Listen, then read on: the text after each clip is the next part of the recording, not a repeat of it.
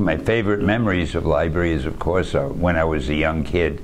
I couldn't afford to buy as many books as I wanted to read, so I was a frequent visitor to our local library in Upper New York in Manhattan, and later on in the Bronx. And without libraries, I just wouldn't have read as much as I did, so it would have been a big loss to me. I think libraries helped sustain my love of reading. I don't know what started my love of reading, but I've always been fascinated by anything on a printed page with words. My mother used to say when I had lunch, if there was nothing for me to read, I'd read the label on the ketchup bottle.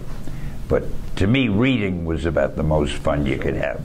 Libraries, to me, are something from the past when it was difficult for me to get books.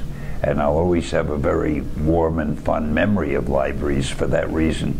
Well, when you have a library card, it's like having a key to all the information in the world. When you have a library card, you can read anything about anything.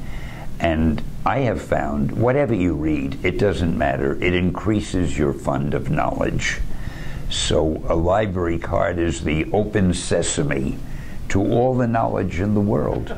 Comic books, to me, are such a valuable aid to helping children read and to maintaining their interest in reading, that there have been times when people tried to ban comics. They felt that they stifled a child's imagination, because why should the child see pictures of what he or she is reading about?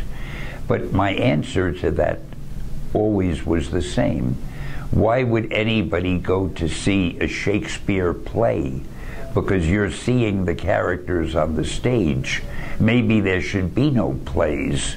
Maybe we should just have to read the script. Maybe there should be no movies. There should be no television shows. There should be no radio shows. Just read the script. Obviously, that's ridiculous. Reading is the basis for all these other things. A comic book or a graphic novel cannot be enjoyed unless the child or the reader can read it and can understand the words. Very often, comic books played such a valuable role in teaching children to read, because they would be reading a comic strip and they'd come across a word or a phrase they didn't understand. Now, in order to fully get the meaning of the story, in order to understand what the villain was scheming to do, they had to know what those words meant. They would either know it by the use in the sentence, they'd figure it out, or they'd go to a dictionary to look them up, and that isn't the worst thing that a kid could do. Basically, comic books in many ways have helped teach children to read by maintaining their interest in reading, because you can't enjoy a comic strip unless you can read it.